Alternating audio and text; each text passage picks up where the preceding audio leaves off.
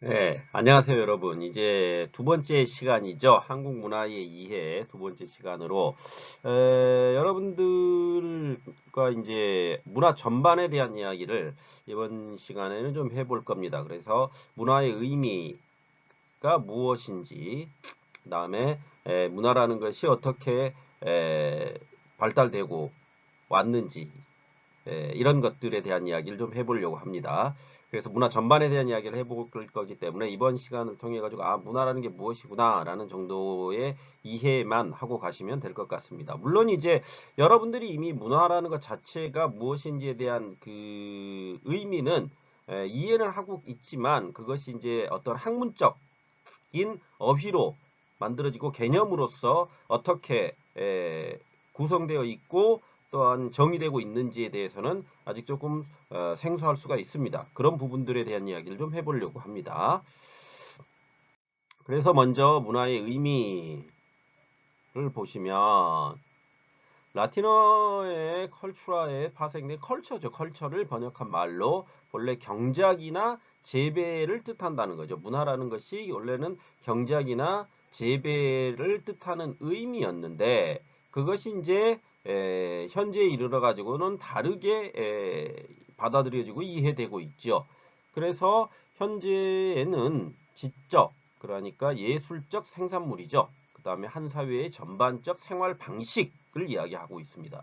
그러니까 보통 이제 광의의 개념으로서 에, 두 번째 이제 이런 거죠. 광의 개념에서 교양 있고 세련되면 예술적인 것으로서 인간에 의해 이룩된 모든 것들을 의미한다. 이렇게 되어 있는데요. 그러니까 보통 우리가 과거에 문화라는 것을 이야기할 때, 그럼 문화가 뭐냐 그랬을 때, 보통 이제 예술적인 것들을 문화라고 일컫는 경우가 많았었죠. 그래서 예술로서 예술의 한 분야로서 미술이라든지 음악이라든지 혹은 문학이라든지 예술의 한 장르로서 그렇게 구성되어 있는 것들 그런 것들을 통해서 그 문화가 그런 것들이 문화다라는 이야기를 과거에는 했었다는 거죠. 그리고 문화의 범주라는 것 자체가 굉장히 어떤 면에서 본다면 협소했죠. 예술이라는 장르에 한정되어 있었다라는 겁니다. 예술적인 것들에. 그렇기 때문에 예술은 문화는 음악이고 미술이고 그다음에 방금 얘기했던 문학이고 이런 정도였다라는 거죠. 그 이상을 문화 안에 집어넣질 않았죠.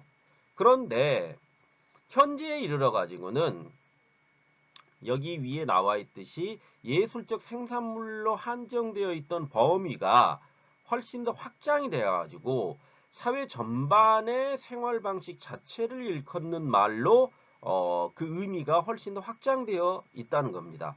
그래서 지금은 이 문화라는 단어 자체를 굉장히 세비하고 세분화해서 쓰는 경향이 있지요. 어, 단순화 시켜보면 이런 거죠. 여러분들이 이제 대학원에 들어와 가지고 대학원 그러니까 한국 외대 대학 외국어로서 한국어 교육 전공 학생들의 문화라는 것도 있을 수가 있습니다. 일종의요. 그만큼 문화의 범주가 그 뭐지 확대되어 있으면서 세분화되어 버렸다는 거죠. 세분화되었다는 건 다 쪼개져 버렸다는 겁니다. 어, 그러니까 과거에는 우리가 이런 거죠. 남학생 문화, 여학생 문화 이런 식으로 했었는데 지금은 초등학교 남학생 문화, 초등학교 저학년 남학생 문화, 초등학교 고학년 남학생 문화, 그 다음에 중학교 남학생 문화, 고등학교 남학생 문화 이런 식으로 세분화되어 버렸다는 겁니다. 또한 여학생 문화를 일컬을 때도 과거에는 여학생 하면은 굉장히 커다란 단위로 묶어내는 문화의 단위를 형성했다면 지금은 이런 거죠. 방금 말씀드렸듯이 중학교 3학년 여학생의 문화 이런 식으로 이야기를 하기도 합니다. 그런 의미에서 본다면 사회의 어떤 생활 전반에 대한 생활 양식을 하나의 문화로 읽어내는 그러한 경향이 현재에는 두드러지고 있다라는 거죠. 두드러지고 있다. 그러니까 생각해 보십시오. 원래의 그러니까 의미라는 것은 경작이나 재배였는데 지금의 어떤 문화라는 것은 생활 방식 전체를 갖다 아우르는 것으로 범주가 확장돼 버렸다는 것이죠. 그래서 세 번째로 이제 지적, 정신적, 미학적 발전의 일반 과정이면서 한 민족 혹은 한 시대 혹은 한 집단 혹은 인류 전체의 특수한 삶의 방식이죠. 그러면 특수한 삶의 방식이라는 것은 보편적 삶의 방식은 안 되느냐? 보편적 삶의 방식은 인류의 삶의 방식이죠. 그냥 인류의 보편적 삶의 방식은 의식주를 이를테면 이런 거죠. 의식주라 그랬을 때 의식주는 인간이 살아가야 할 가장 기본적 요소들이죠. 그런데 그 의식주라는 것이 기본적 요소들인데 그것은 보편적이면서 일반적인 요소들이죠.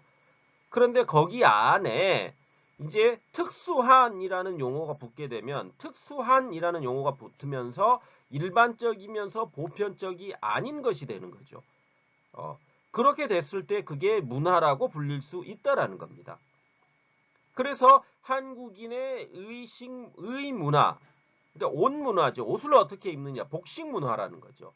그것은 한국인들만이 가지고 있는 특수한 삶의 방식이지 않습니까? 그게 보편적 삶의 방식이라고 말할 수는 없거든요. 물론 이제 한국인들 안에 한국인들끼리의 보편적 복장은 있을 수가 있겠지만 그거는 그냥 한국인들이 가지고 있는 보편적 복장 문화의 한 방식으로 존재를 할 수 있겠지만 전체의 문화라는 그 핵심 키워드를 놓고 보았을 때 특수성이라는 것이 반드시 문화에는 들어가 있어야 된다는 겁니다. 보편성은 문화의 한 특성이 아니지요. 그러니까 누구나 다 그러하다라는 것은 문화가 될 수 없다라는 겁니다. 어떤 면으로 보면은. 왜? 누구나 다 그러하고 그렇게 하고 있기 때문에 이런 거죠.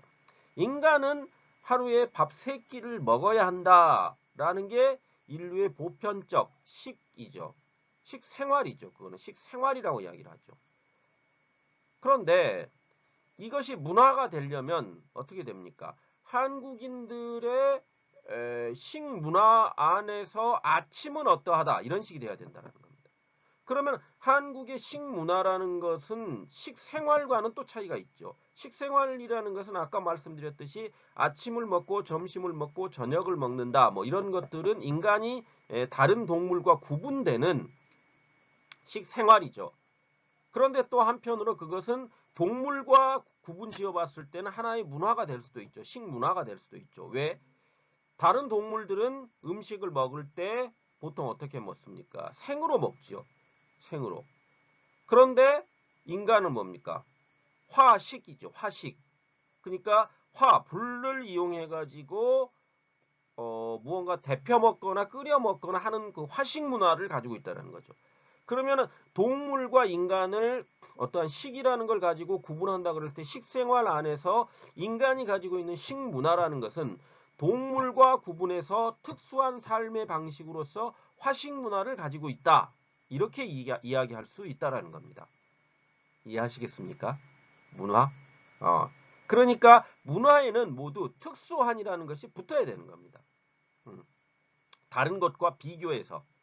다른 것과 똑같으면 그것은 문화라고 할 수가 없는 거죠. 물론 여기서 다른 것과 똑같다는 것이 문화가 될 수 없느냐라고 이제 뭐 따지고 들어간다면 꼭 그런 것만은 아닌 것들도 있지요. 뭐 이를테면 인류가 가지고 있는 식문화 했을 때 인류가 가지고 있는 식문화라는 것이 보편적 식문화일 수 있겠지만 그것은 인류가 가지고 있는 식문화이기 때문에 인류와 대변되는 인류와 대치되는 혹은 인류와 반대편에 놓일 수 있는 뭡니까? 동물들의 식, 생활이라는 것들이 있죠. 그런데 동물들에게는 식문화라는 말을 붙이지를 않지요. 왜요? 그렇죠. 이 문화라는 코드는 인류, 그러니까 인간만이 가지고 있다라는 특이성을 가지고 있기 때문에요. 그러니까 인간에 의해서 이룩된 거죠. 교양 있고 세련되며 예술적이고 인간에 의해서 이룩된 거기 때문에 인간이 아닌 집단에게 문화라는 어휘를 활용해서 쓰지는 않는다는 겁니다. 이해하시겠습니까? 이게 이제 문화이다. 그러니까 여러분들이 이제 아주 단순화시켜서 이야기해 보면 이 문화라는 것은 컬처로서 그냥 뭐다? 한 사회, 그러니까 인간 사회 안에서의 전반적 생활 양식 중에 특수한 것들, 특수한 삶의 방식들을 문화라고 일컫는다라는 정도로 정의를 내려보시면 될 것 같습니다. 아시겠죠? 다음으로 이제 문화 인류학에 대한 이야기를 좀 해봅시다.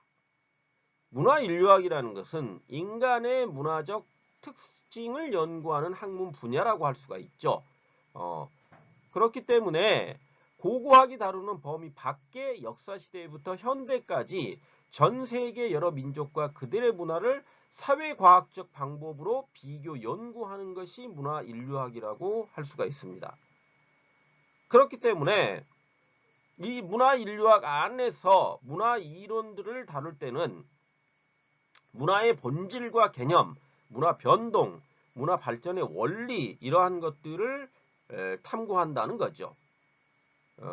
그래서 이 문화 인류학이라는 것은 문화를 총체론적 관점, 그 다음에 관념론적 관점, 비교 문화론적 관점에서 접근하고 있습니다. 그래서 이 총체론적 관점과 관념론적 관점, 비교 문화론적 관점에서 어떻게 접근하고 있는지는 추후에 이야기를 하게 될 거고요. 그러니까 문화 인류학이라는 것이 뭐냐 그랬을 때 문화를 하나의 학문의 영역으로 끌어들였다는 겁니다. 학문의 영역으로. 그래서 인간이 가지고 있는 그 문화의 특성이 무엇인지를 연구한다는 거죠. 그게 문화 인류학이다. 그런데 이 문화 인류학에서 이 문화를 바라볼 때 어떤 관점이 있느냐? 세 가지 관점으로 보통 대부분 많이 이야기를 한다는 겁니다. 그게 이제 첫 번째가 총체론적 관점이 있을 것이고요. 두 번째가 관념론적 관점이 있을 것이고요. 세 번째가 비교 문화론적 관점에서 각각 접근하고 있다. 이렇게 이해를 하고 가시면 될 것 같습니다. 그렇다면 먼저 총체론적 관점을 좀 살펴봅시다. 총체론적 관점. 그 총체론적 관점이라는 것은 가장 일반적 관점으로 문화를 한 인간 집단의 생활 양식의 총체라고 본다는 겁니다. 총체라는 건 총집합 이런 겁니다. 모두 모아놓은 것이라는 거죠. 그러면은 가장 일반적 관점에서 보았을 때 인간 집단의 어떤 생활 양식의 어떠한 핵심들, 총 모아놓은 것들이 바로 문화이다 이렇게 이해를 하고 있다는 거죠. 총체론. 이해하시겠습니까? 그러니까 여러분들이 이제 총체라는 것이 가지고 있는 총체라는 어휘가 가지고 있는 의미를 생각해 보시면 될 것 같습니다. 총체라는 것은 바로 뭡니까? 그렇죠. 하나로 합쳐 놓는다는 거죠. 하나를 합쳐서 하나로 만들어 놓는다는 거죠. 그러니까 인간의 어떤 생활 양식을 하나로 묶어 가지고 하나의 문화다 이렇게 만들어 놓는다는 거죠. 그게 총체론적 관점이다. 그래서 문화는 한 사회 인간들의 어떤 행동 및 사고 그리고 그 산물들을 모아놓은 것이다. 이게 문화다. 이렇게 보시면 된다는 겁니다. 그렇기 때문에 문화의 어떠한 기초라는 것은 상징과 인간이 가진 상징 능력을 통해서 형성된다는 거죠. 그럼 상징 능력이라는 것이 뭐냐? 그러면 사물과 사건에 대해서 자유롭게 의미를 창작하거나 결정하고 부여하는 능력이라는 거죠. 그러면 예를 들어서 설명해 보면 여러분들이 조금 더 수월할 겁니다. 십자가라는 걸 한번 생각해 보십시오. 그럼 십자가는 물질 대상으로서의 십자가가 있을 것이고 종교적 의미의 십자가가 있죠. 그러면 물질 대상으로서의 십자가라는 것은 원래 십자가가 뭐였습니까? 형벌을 내리는 한 방식이었죠. 십자가는. 그러니까 죄를 지은 이들을 십자가에 매달아 가지고 형벌을 주는 형태로서의 물질 대상으로서의 십자가가 있습니다. 그런데 여기에 종교적 의미의 십자가가 또 다르게 있죠. 종교적 의미의 십자가라는 것은 바로 뭡니까? 기독교 안에서 말하고 있는 예수 그리스도가 십자가에 못 박혀 죽게 되죠. 그렇게 되면 십자가라는 것은 단순히 어떤 형벌을 의미하는 그 상징에서 벗어나 그러니까 상징이죠. 이 십자가가 그러니까 로마 시대의 십자가는 뭐였습니까? 그렇죠. 형벌을 의미하는 십자가에 매달렸다 그러면 사람들이 어떻게 이해를 합니까? 아, 저 사람 죄를 지어가지고 십자가에 매달렸구나라는 생각을 하게 되는 거죠. 그렇다면 이 로마 시대의 십자가라는 것은 뭡니까? 일종의 죄를 지은 사람들이 형벌을 받는 도구로서의 십자가로서의 상징이라는 것이 존재하게 되는 거죠. 그런데 그 종교적 의미의 십자가가 더해지면서 예수 그리스도가 거기에서 순교의 의미로서 인류를 구원하기 위해서 희생양이 되지요. 그러면 그 다음부터 십자가는 어떻게 돼버립니까? 종교적 의미로서의 십자가가 더 많이 상징화되고 그것이 상징으로 굳어져 버리게 되는 거죠. 그러니까 로마 시대의 어떤 형벌로서의 십자가는 의미가 없어져 버리게 되는 겁니다. 왜? 그 지금 시기라는 것은 그 로마 시대를 거쳐서 이제 뭡니까? 현대에 이르고 있죠. 그럼 현대에 이르러 가지고 우리가 그 십자가를 볼 때는 과거에 십자가가 가지고 있던 물질 대상으로서의 십자가, 나무로 만들어진 십자가와 더불어서 하나의 상징으로서 뭐가 있습니까? 죄수를 올가맸던 십자가가 있었죠. 그런데 그 나무로서의 십자가의 물질 대상으로서의 십자가와 죄수를 올가맸던 십자가가 있었는데 거기에 누가 종교적 의미로서의 예수의 희생, 예수 그리스도의 희생을 통해서 어떤 순교의 상징으로 십자가가 굳어져 버리게 됨으로써 하나의 문화 코드로서 현재는 어떻게 돼 버립니까? 그러니까 상징과 인간이 가진 상징 능력을 통해서 형성된다라는 것은 그 상징 능력이라는 게 뭡니까? 종교적 의미의 십자가에게 부여를 해버렸죠. 의미를. 그래서 그 십자가라는 것을 뭐라고 합니까? 그 물질, 나무로 만들어진 물질에 어떠한 상징적 의미, 상징 능력이 부여돼 버렸습니까? 그렇죠. 종교적 희생이죠. 그래서 지금 현재의 십자가라는 것은 뭡니까? 종교적 순교이면서 희생을 상징하는 상징체로서 문화의 한 코드로 존재하게 된다는 겁니다. 이해하시겠습니까? 그게 이제 문화의 코드로서 문화가 존재한다는 거죠. 그런 의미로서. 그게 이제 총체론적 관점에서 보았을 때의 문화라는 겁니다. 이해하시겠습니까? 조금 어려울 수 있는데요. 제가 이제 지금 쉽게 설명드린다고 했는데 조금 어려울 수 있으니까 이 부분이 이해가 안 가시면 다시 한번 저한테 이제 이걸 반복해서 한번 들어보시거나 그래도 이해가 안 가시면 문의를 하시면 제가 따로 또 이야기를 좀 해드리겠습니다. 우선은 이런 정도로 하고 넘어가는 형식으로 하지요. 다음으로 이제 이야기해 네, 이제 다음으로 여러분과 이제 살펴보게 될 게 관념론적 관점에서의 문화 인류학 이게 무엇인가에 대한 이야기를 해봐야 되겠죠. 그럼 관념론적 관점이라 그랬을 때 앞서 이제 우리가 총체론적 관점에 대해서 조금 더 보충 설명을 좀 해드려야 될 것 같아요. 여러분들이 너무 그 이해를 잘 못하실 수도 있을 것 같아가지고 이 총체론이라는 것은 아까 뭐라 그랬습니까? 인간 집단의 어떤 생활 양식의 총체라 그랬죠. 총체라는 것이 그럼 뭐냐 그랬을 때 총체라는 것은 전체를 묶어가지고 하나로 만들어 놓는다는 거죠. 그러면서 제가 십자가 예를 들었지 않습니까? 그러면 십자가라는 것을 한번 생각해 보십시오. 십자가는 물질 대상으로서의 십자가가 있죠. 나무로 만들어진 나무 십자가죠. 십자 형태를 띄었네. 그 다음에 나무 재질로 만들어졌네. 이런 거는 물질 대상으로서의 십자가죠. 그리고 아까 제가 말씀드렸던 또 하나가 뭐가 있었습니까? 로마 시대에는 죄수들을 묶어내는 그 의미로서 매다는 그러한 도구로서 십자가를 활용했다라는 거죠. 그러면은 그 로마 시대의 어떠한 십자가의 상징이라는 것은 뭐가 있습니까? 그렇죠. 죄수들에게 죄를 묻는 한 형식으로서의 십자가가 있었을 거죠. 그 다음에 그러면 또 뭐가 있습니까? 그렇죠. 바로 종교적 의미로서의 십자가가 또 하나 있겠죠. 종교적 의미로서의 십자가라는 것은 바로 뭐가 됩니까? 그렇죠. 바로 누구? 예수 그리스도를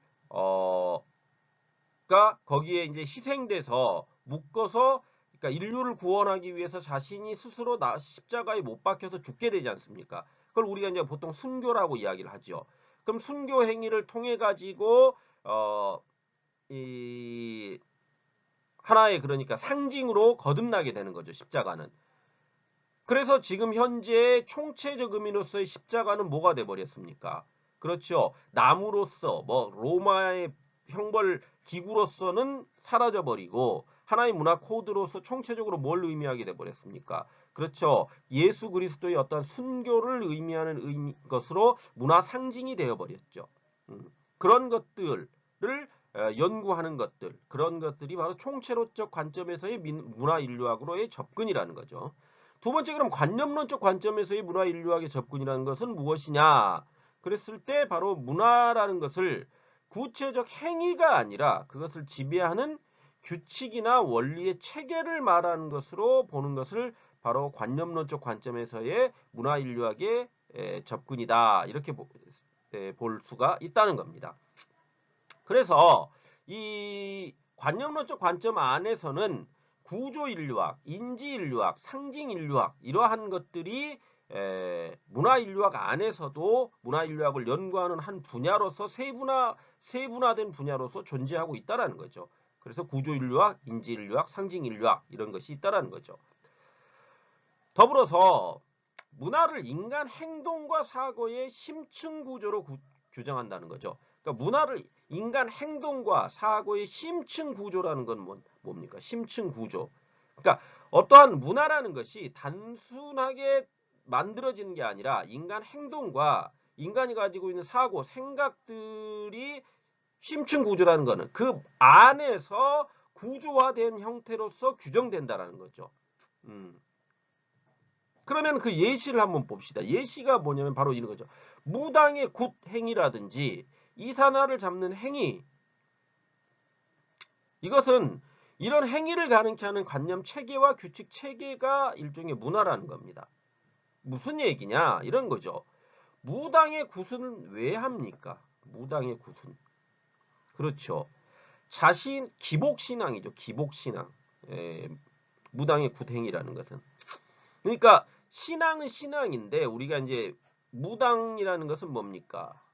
모르시는 분들이 있을 거니까 외국인들 중에 무당에 대해서 간단히 설명을 하면 무당이라는 것은 인간과 신을 연결시켜주는 매개자로서 존재하는 인간을 무당이라고 부르죠.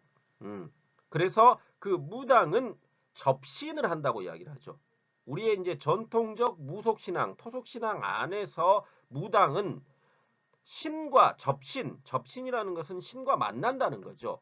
그러니까 신과 만나는 자신의 몸이라든지 육체를 통해 가지고 그 영혼이 인간의 몸 안으로 다시 들어와 가지고 접신을 하게 됐을 때 그 무당의 굿행위라는 것은 그 접신을 하는 그 과정 안에 놓여 있는 행위죠. 그러면은 우리가 여기에 지금 이런 행위를 가능케 하는 관념 체계와 규칙 체계가 문화라고 그랬죠. 그러면은 무당의 굿행위라는 것은 아까 말씀드렸듯이 접신을 그러니까 신을 영접하는 하나의 문화로서 지금은 인정을 받고 있는 측면도 있습니다. 그래서 우리나라의 전통 문화 안에 굿을 넣기도 하거든요. 문화 안에 굿행위가 일종의 그러니까 무당이 구술 행위를 하는 것을 문화의 코드로 넣기도 하는데 그것은 바로 뭡니까? 우리의 전통 문화라는 일정 부분의 인식이 바탕이 되어 있죠. 그리고 그거는 일종의 관념 체계라고 할 수가 있는 거거든요. 우리가 가지고 있는 한국인들이 가지고 있는 관념 체계라고 할 수가 있죠. 더불어서 규칙 체계라는 것은 그러한 굿 행위를 하는 데 있어서의 순차성이라는 게 있다는 겁니다. 접신 행위의 과정도 역시 규칙을 가지고 순차적으로 행해지게 되어 있다는 거죠. 무조건적으로 아무나 그냥 굿 행위를 아무렇게나 하는 게 절대 아니라는 겁니다. 접신의 과정 안에서의 순차성이라는 것도 존재한다는 거죠. 그런 것들이 하나의 문화 코드가 된다는 겁니다. 그 다음에 이제 두 번째 여기 이삿날을 잡는 행위 이렇게 되어 있는데, 이삿날을 잡는 행위는 한국인의 이제 향후에 여러분들이 추후에 이제 배우게 되겠지만, 한국인들이 이삿날을 잡는 행위를 통해 가지고, 이삿날을 뭡니까? 길일과 흉일이라는 말을 하죠. 길일이라는 것은 뭡니까? 좋은 날이라는 거죠. 흉일이라는 것은 나쁜 날이죠.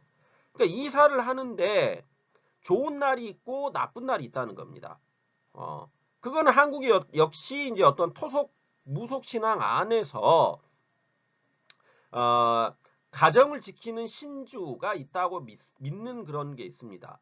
그래서 그 가정을 지키는 신이 있는데, 그 가정을 지키는 신이 허락을 할 때가 길일이 되는 것이고, 그것이 제대로 신과 맞아떨어지지 않을 때는 흉일이 되는 겁니다. 그러니까 그러한 것들을 다 어떠한 무속신앙 안에 하나의 행위임에도 불구하고 어느 순간부터 한국인들에게 기복신앙으로서 존재를 하게 되고, 그러한 그 신앙 행위라는 것이 한국인의 인식체계 혹은 사고체계 안에서 당연시하고 한 번쯤은 생각해 보게끔 만들어 버렸다는 겁니다. 그러니까 제가 만약에 이사를 한다 그래도 제 스스로도 길일과 흉일을 갖다 찾아가려고 생각을 하고 있습니다. 실제로. 그러니까 야, 어느 날 이사하면 나쁘다던데, 그러면 솔직한 마음으로 이런 거죠. 오늘 이사를 해야 되는데 야, 그날은 이사하는데 별로 좋지 않은 날이라 그러던데 하면 사람 마음이라는 게 어떻습니까? 당연히 인지상정이기 때문에 좋으면 좋은 거고 나쁘면 나쁜 거지 않습니까? 그 나쁜 거를 하려고 하니까 아니까 자기가 무언 행동을 하려고 그러는데 야, 그거 나쁜 거 같은데라고 이야기하면은 그것이 그것같이 참 그러지 심적으로 굉장히 불안하고 찝찝하죠. 그렇게 되니까 그런 것들을 따지게 된다는 겁니다. 그런 것들을 따지게 된다는 거죠. 그러니까 무당의 굿행이라는 것도 역시 뭐냐면은 자기가 어떠한 기복, 그러니까 복을 받기 위해서 굿을 하는 거거든요. 그 굿을 왜 하느냐? 다른 신들의 힘을 빌어가지고 내 주변에 있는 악기들을 쫓아내려고 하는 거 아닙니까? 그런 행위들을 한다는 거죠. 그러면은 그런 행위를 하는 문화 코드 안에는 이 한국인들이 가지고 있는 무속 신앙으로서의 관념 체계가 있을 것이고요. 그 무당의 굿행위 안에서도의 규칙 체계라는 것이 있는 것이고요. 그 다음에 이삿날을 잡는 행위라는 것도 역시 한국인들이 가지고 있는 사고 체계와 인식 체계라는 관념 체계가 하나가 있을 것이고요. 그 다음에 그 날을 어떻게 잡아야 되는지에 대한 규칙성을 가지고 점을 쳐보게 되는 거죠. 점치는 행위죠, 일종의. 그런 것들을 통해 가지고 무언가 행위를 한다. 그러면 이런 것들이 하나의 문화 코드가 된다는 겁니다. 그래서 그게 문화다. 이런 면의 연구들을 하고 있는 것이 바로 관념론적 관점에서의 문화 연구다. 이렇게 이해를 하고 가시면 될 것 같습니다. 아시겠죠? 다음으로 이제 비교 문화론적 관점에서의 어떠한 문화 했을 때, 비교 문화론적 관점이라는 것은 서로 다른 문화를 비교 연구해가지고 차이점과 유사점을 밝혀서 그 문화의 특징을 규정하는 것이죠. 그렇기 때문에 전 세계 문화가 가진 보편성과 특수성을 탐구하여 인간 사회의 어떤 문화적 본질을 밝히려고 하는 거라는 겁니다. 그래서 비교 연구를 통해 가지고 한 사회의 문화적 특성을 명확히 알 수가 있는 거죠. 그러니까 이런 거죠. 한국의 문화와 일본의 문화 혹은 중국의 문화, 이런 것들을 비교한다는 겁니다. 그러면 유교라는 것이 있거든요. 그러면 이 유교가 원래는 유학이죠. 학문이죠, 학문.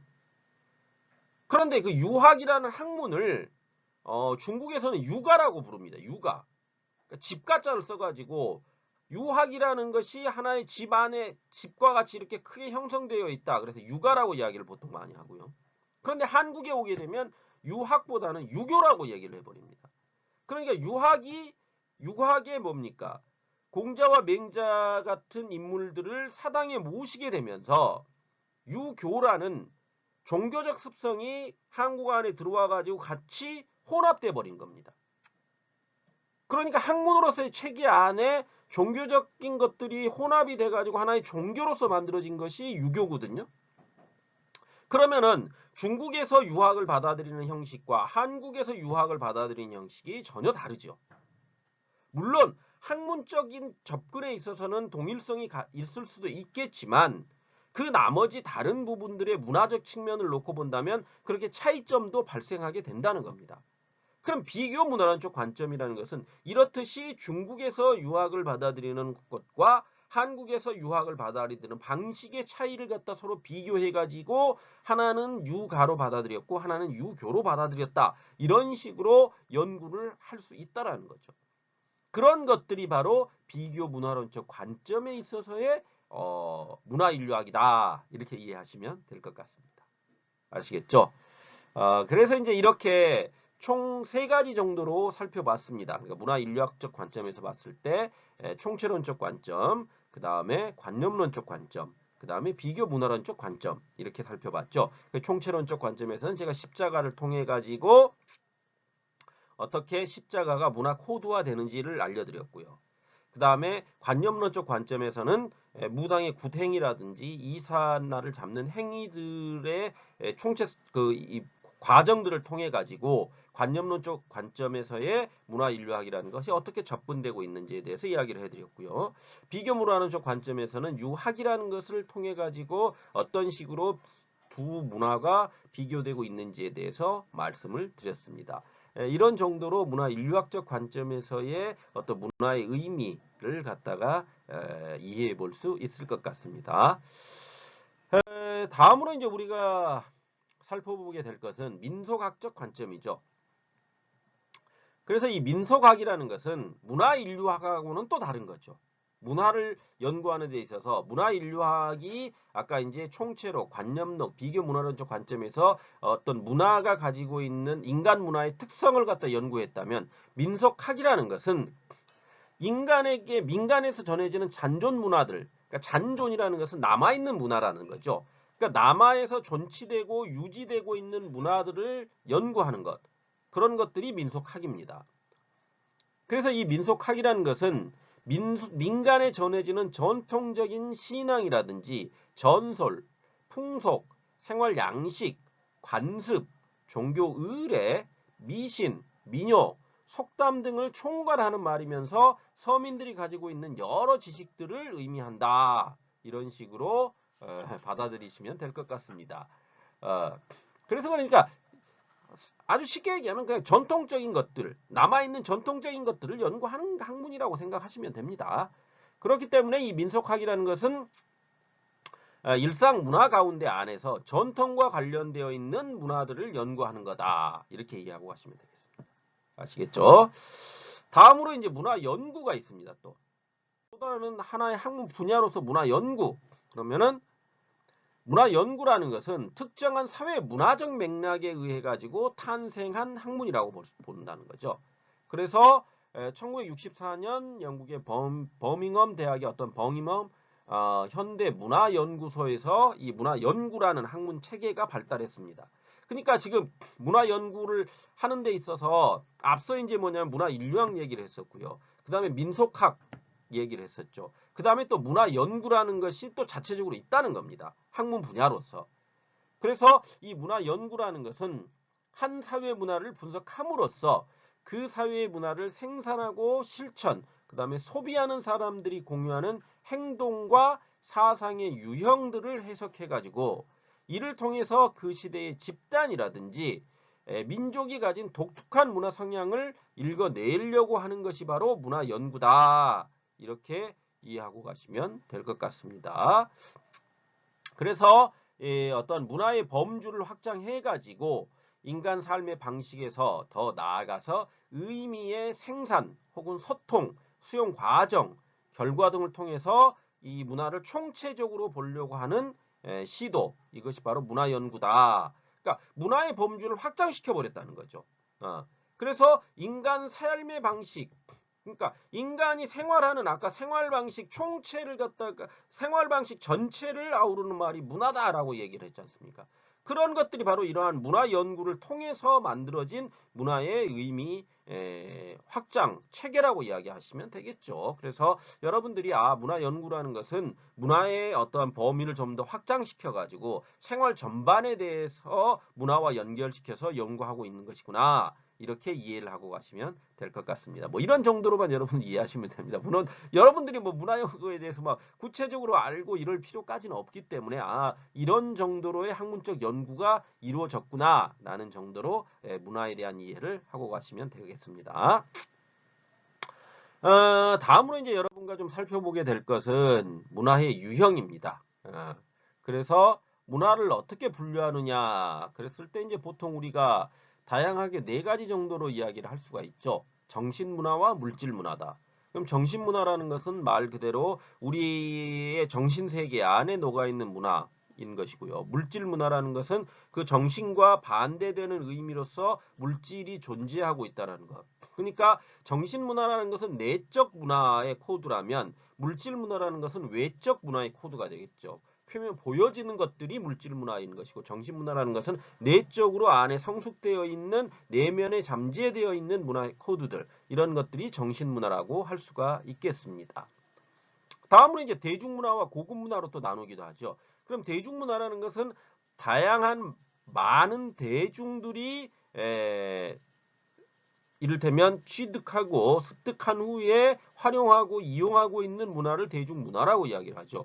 그래서 지금 대중문화에 대한 의미가 과거의 대중문화라는 것은 어떤 면에서 보면 굉장히 천시됐던 상황도 있었습니다.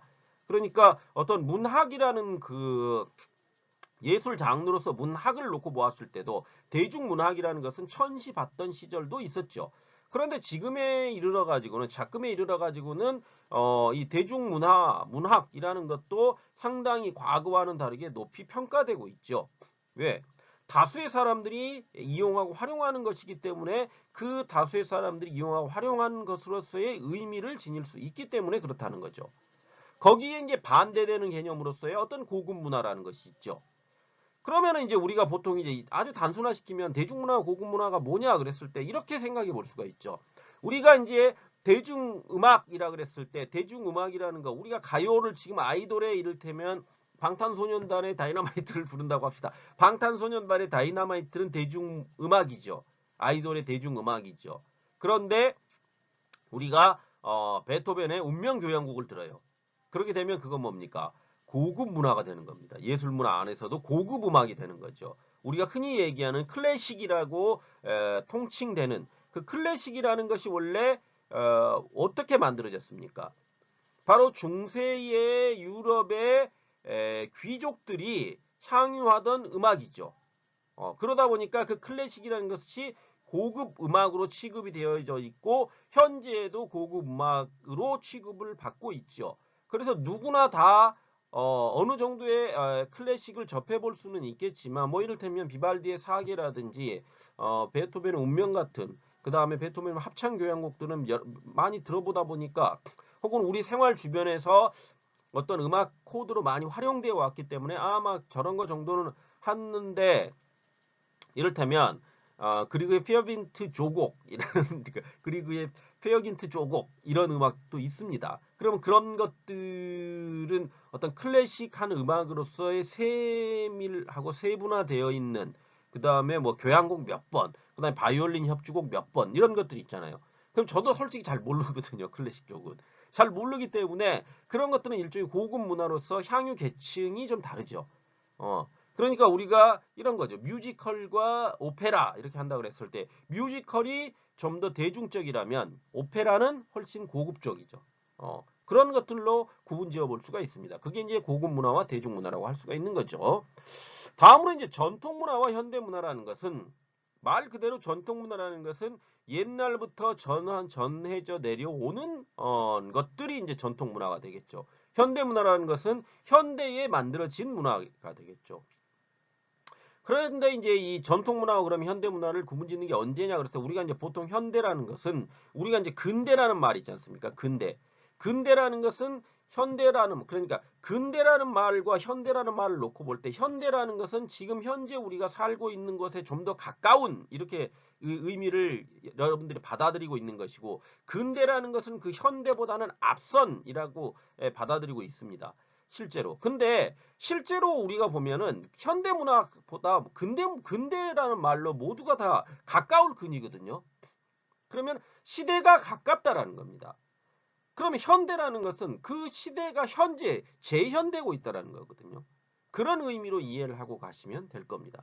그런 의미에서 그러니까 우리가 보통 이제 근대를 이야기할 때 가부경장 이후를 보통 많이 이야기하거든요.